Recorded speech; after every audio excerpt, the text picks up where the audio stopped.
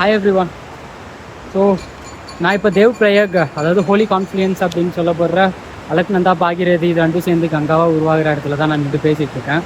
So இப்போ என்ன பிரச்சனைன்னு பார்த்தீங்கன்னா, நேற்று நடந்து வந்துட்டு இருந்தப்போ ஒருத்தங்க கூப்பிட்டு பேசிகிட்டு இருந்தப்போ இடையில வந்து இந்த ஜந்தர் மந்தர் பற்றி கிளாஷ் ஆச்சு. ஸோ அந்த டைமில் வந்து அவங்கக்கிட்ட பேசிகிட்டு இருக்கிறப்ப தான் அவங்க உண்மையிலே வெளில மக்கள் என்ன சிந்தனையில் இருக்காங்க அப்படின்றது தெரிய வந்துச்சு. ஸோ அதை உங்ககிட்ட பகிர்ந்துக்கலாம் அப்படின்றதுனால தான் இந்த காணொலி.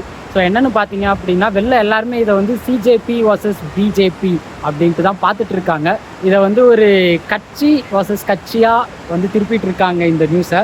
ஒரு ஆன்டி ஸ்டூடெண்ட்ஸை வந்து ஒரு ஆன்டி நேஷ்னலிஸ்டாகவும், இவங்க எல்லாருமே வந்து வெளிநாட்டிலேருந்து யாரோ இவங்களுக்கு வந்து ஸ்பான்சர் பண்ணி இவங்களை இந்த போராட்டத்தை நடத்த வச்சுட்டு இருக்கிற மாதிரியும் வந்து நிறைய சித்தரிச்சிட்டு இருக்காங்க. ஆனால் அது எல்லாத்தையும் தாண்டி நான் ஒரு உண்மையை உங்ககிட்ட சொல்லணும் அப்படின்னு நினைக்கிறேன். அதுக்கு முன்னாடி ஒரு கேள்வி உங்கள் எல்லாருக்கும், உண்மையிலே நீங்கள் எல்லாரும் நினைக்கிறீங்களா நம்மளோட எஜுகேஷன் சிஸ்டம் வந்து சூப்பராக இருக்குது அப்படின்ட்டு? Are you people who ever வாட்சிங் this video think that our education system deserves and applause? Do you really think ரொம்ப சூப்பராக இருக்குது நம்மளோட எஜுகேஷன் சிஸ்டம்னு நினைக்கிறீங்களா? சே ஃபார் எக்ஸாம்பிள், இப்போது எல்லோரும் சண்டை போட்டுட்டு இருக்கிற நீட்டே எடுத்துக்கோங்க. 8th ஸ்டாண்டர்ட் படிக்கிறப்பவே வந்து பார்த்தீங்கன்னா ஃபவுண்டேஷன் கோர்சஸ் அப்படின்ட்டு ஜேஇஇ அண்ட் நீட்டுக்கு வந்து கோர்சஸ் எல்லாம் ஸ்டார்ட் பண்ணிடுறாங்க.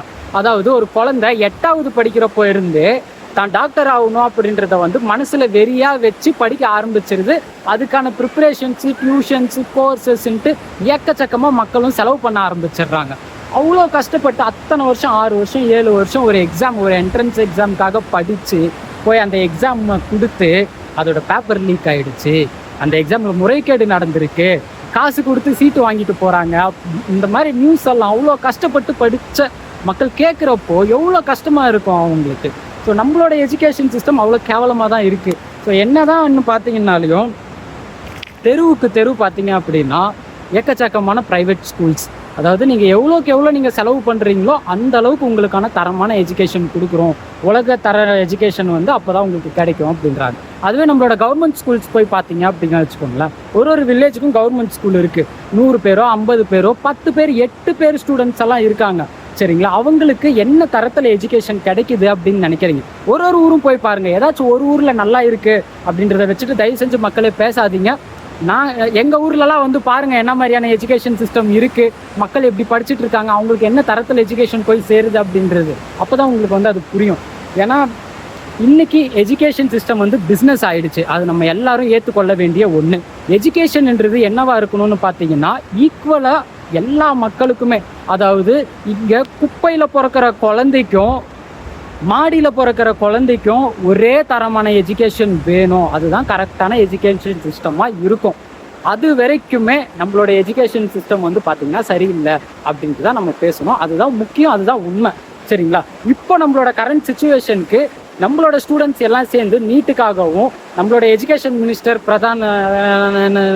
தேவ் பிரதான என்ன அவன் பேர், அவனை வந்து ரிசைன் பண்ண சொல்லியும் பிஜேபி கவர்மெண்ட்டுக்கு வந்து எஜுகேஷன் சிஸ்டம் சேஞ்ச் பண்ண சொல்லி ப்ரெஷர் கொடுத்துட்டு இருக்கிறதும் பார்க்குறப்போ ரொம்ப சந்தோஷமாக இருக்குது. உண்மையிலே அடுத்த ஜெனரேஷனுக்கு என்ன முக்கியமாக தேவையோ அதை நீங்கள் கையில் எடுத்துருக்கீங்க. தயவு செஞ்சு இதை வந்து நீட்டை பேன் பண்ணுறதுலையும் சரி, இல்லை எஜுகேஷன் மினிஸ்டர் ரெசிக்ன் ஆகுறதுலையும் சரி அதோட நிப்பாட்டிடாதீங்க.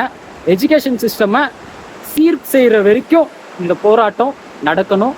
நடந்து நம்மளோட எஜுகேஷன் சிஸ்டமை நம்ம காப்பாற்றி அடுத்த தலைமுறைக்கு சரியான கல்வியை நம்ம கடத்துவோம் அப்படின்றது என்னோட ஆசை. அதை தான் நீங்களும் பண்ணுவீங்க அப்படின்னு நினைக்கிறேன். So people are who are fighting in Jantar Mantar. நான் என்னோட பயணம் ஃப்ரம் கன்னியாகுமரி டு காஷ்மீர் போகணும் அப்படின்ட்டு லாஸ்ட் 95 டேஸாக வந்து நான் சோலோவாக வாக் பண்ணிகிட்ருக்கேன். நான் இப்போ நின்றுட்டு இருக்கிறது வந்து தேவ் பிரயாக், அதாவது ஹோலி கான்ஃப்ளூயன்ஸ், ஹோலி கங்கா கான்ஃப்ளூயன்ஸ் அப்படின்ற இடத்துல தான் நான் நின்றுட்டு இருக்கேன். ஸோ இங்கேருந்து உங்களுக்கான prayers will definitely reach to Delhi.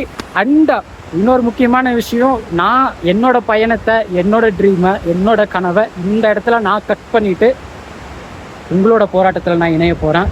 I am coming to Delhi guys. Where is Modiji? Modiji, நீங்கள் வந்து வீடியோ போடுறதெல்லாம் நிப்பாட்டிட்டு நேராக ஸ்டூடெண்ட்ஸுக்கு வந்து நேராக இறங்கி அவங்கள மீட் பண்ணி அவங்களுக்கு என்ன கஷ்டம் என்ன அப்படின்றத தேடி நீங்கள் பேசுனீங்க அப்படின்னா எங்களுக்கு ரொம்ப சந்தோஷமாக இருக்கும். Because we are your children. if you are leading the nation, we are your children. So உங்களோட குழந்தைங்க ரோட்டில் நின்று அவங்களுக்கு என்ன வேணும் அப்படின்றதுக்காக கத்தி சண்டை போட்டுட்ருக்காங்க. உங்களோட குழந்தை அவங்க மறந்துடாதீங்க. அவங்களுக்கு என்ன சரி செய்யணுமோ அது கரெக்டாக செஞ்சுட்டு நாட்டை ஆள்ற வேலையை பாருங்கள். நன்றி மக்கள். Love you all.